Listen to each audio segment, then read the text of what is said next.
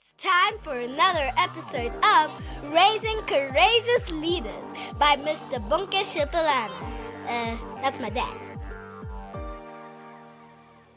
But today we're talking about something quite interesting, Bonke. We're saying you can still make it. I think over the past year with the pandemic and everything, everybody started the year with some grand plans last year. You know, you wanted to do this, that, and the other. You have your vision board. I even went to a vision boarding event where I was so excited for the year and its promise and all of that. And then bam, everything comes to a standstill. How do you get yourself to be motivated again when all the plans that you had set aside for yourself seemingly are getting further and further from your reach? I think the first thing that the first mistake that most of us make when coming up with plans, with visions, with New Year's resolution is to make an external decision before internally we believe in it. Oh. So we tend to want the car but not want the installment of the car. And I don't want the degree, but we don't want the investment of getting that particular degree. We want a good relationship, someone loving, someone caring, but we're not willing to invest from our side.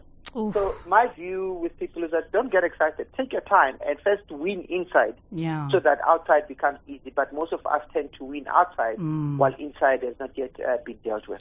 You know what I'm getting a sense from what you're saying is that we have a sense of entitlement. We feel entitled to things without, it putting our mind right in terms of what it is that we need to do to get those things. So we want the things, but we don't want to earn the things. True.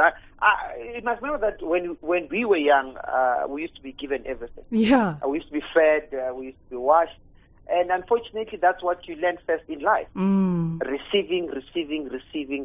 You go to school, some of our schools spoon feed us, and then we learn this attitude of just receiving. Yeah. While as you grow up, you realize that needs to change. You need to grow up and forget about receiving and focus on offering.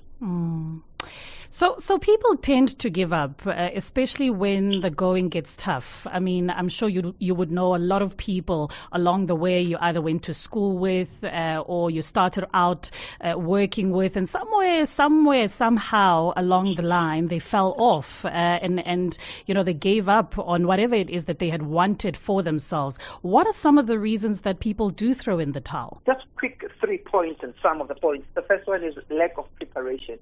The word preparation is made up of 2 words, prefix, and then we've got preparation. Preparation is there's something called a paring knife, a kitchen, that you use to take off the skin, the zamban or potato when you're about to cook. Yeah. So sometimes in life when you prepare, it simply means that there are things that you have to let go. Yeah. We tend to assume that preparation is about putting things in, but no. Preparation is about what do I let go in order to get this new thing. You want to study for an MBA part-time? The question is, what are you going to let go now in order to have enough time to study? Yeah. So lack of preparation, meaning lack of letting go of things that don't add value anymore to a new objective or a new vision is what makes people want to give up. That's one. Number 2, wrong assumptions of the journey. Sure. Wrong assumption of the process. Yeah. Talking about the duration, talking about the challenges that you're going to face. You want to build your own house, you get frustrated sometimes because the construction guys might frustrate you. Yeah. That's part and parcel of building. If you don't want to be frustrated, then go and buy a ready-built house or second-hand type of a house. Yeah. So you must understand the challenges and the benefits of what you want to do. That is 2. Number 3, we lack patience. We believe that if you go to the gym in January, the 10 kilograms that you've gained in the last 3 years will disappear within 2 weeks. It doesn't work like that. Yeah. You can't plant a mango seed today and expect mangoes tomorrow. Yeah. You can't now learn how to swim that January and by March when you want to swim 15 kilometers. Yeah. It takes time, endurance, build up. So lack of patience, wrong assumptions, and lack of preparations are some of the 3 key reasons why people give up. And I like, the point that you're making about wrong assumptions. It ties into what we were saying last week about the second wind, right? Where we're talking about challenges being a part of the journey. So making the assumption that just because, I want to succeed in business and assuming that it's going to be smooth sailing, you're kidding yourself. It's not going to happen like that. Know that the journey, even if, it's something that you're passionate about, it's going to come with challenges. Yes, I mean, I've seen so many people who when you're walking around with a 6 months, a year old baby, now what a baby, nyufu. Yes, that's nyufu. At 21, it's no longer nyufu. But it's true. part and parcel of the journey. And unless you have wrong assumptions that your nyufu is going to say nyufu for the rest of his or her life, then you might be wrong. And you might think that, there's something wrong with this baby. No, the baby is just grown up. Yeah. It's as simple as that. It's part and parcel of the journey. Yeah. And what do you say to people who are of the position or of the mind that, I don't have money, I don't have resources to carry on or to hold on, I just need to change course? With your permission, Apelele, I just want to share a 2-3 minute story that will highlight the power Please that do. is within you. Many years ago, there was a gentleman called Kasparov in the early 1840.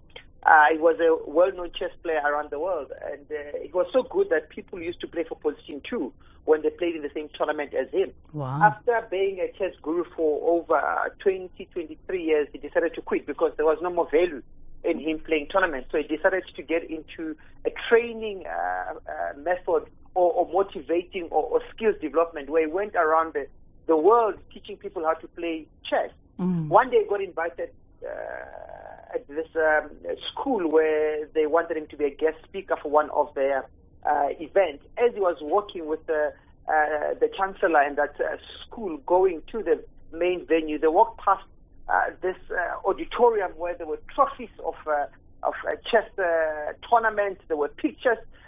The school was known as a chess school. He looked at one painting, and in this painting on the left-hand side, he saw one guy sad. And the guy said had his fingers on the king, and the king was tilting.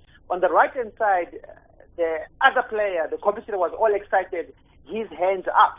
For those who are chess players, once the king goes down, it simply means that it's checkmate. It's game over. That's what the guy on the left-hand side was sad, and the guy on the right-hand side was excited because he had won the game. Kasparov stood there for about 3 minutes doing his calculations. You could see that his mind is running at a fast pace. And then he asked the chancellor, who's the painter? They said, Armando. He says, where's Armando? But Armando died. The painting is about 40 years old. He says, there's something wrong with this painting. Either change the title of the painting, which was Checkmate, and write it something. Because this guy on the left-hand side should not give up. He still has one more move. And if he still has one more move, it means that it can't be. The game's not over. Checkmate. Yeah. And I want to say to our African Bank partners today that if you still have one more breath in you, it can't be checkmate. Yeah. If you still have someone that you can call and say, I'm going through this particular challenge, it can't be checkmate. Yeah. If you still have one opportunity to try again, it can't be checkmate. So regardless of lack of resources, lack of money, for me, if I can still breathe, then it's not over. Then I still have an opportunity to try again. Yeah. I still have an opportunity to contact someone. I still have an opportunity to research. I still have an opportunity to live one more day, try as much as possible to solve that problem. So for me, resources and money, yes, are critical in solving the problem, but they don't determine if I still stay alive or not. For me, as long as I can breathe, it's not yet checkmate. That's such a beautiful takeaway. For as long as you have air in your lungs and you can still breathe, you still have a shot yet. Bonke, what is our homework? What are we hoping that African bankers get to do? What is our challenge as we move ahead? I think what I want to advise every person who's listening to this show is learn to prepare. Learn to prepare. Look at the projects that have failed in your life or that you were not successful at and ask yourself, was I prepared enough? And by preparation, it does not mean what did I bring in? It Yeah. simply means what did I let go? Some of the friends that I was good friends with at the age of 20, I had to let go at the age of 30. Yeah. Some of my habits at the age of 30, I had to let go at the age of 40. So there are certain things that you have to let go in order to grow. Yeah. Yeah. Certain things that you have to let go in order to grow. Yeah. And that's my advice. What are you letting go Yeah. while chasing your new vision or dream? Think about that. Stop waiting for someone to rescue you. You must have patience and engage in consistent action. Find the inspiration within yourself Patience. to rise above and be your own hero. Join Bonke Shibalana on The Power Within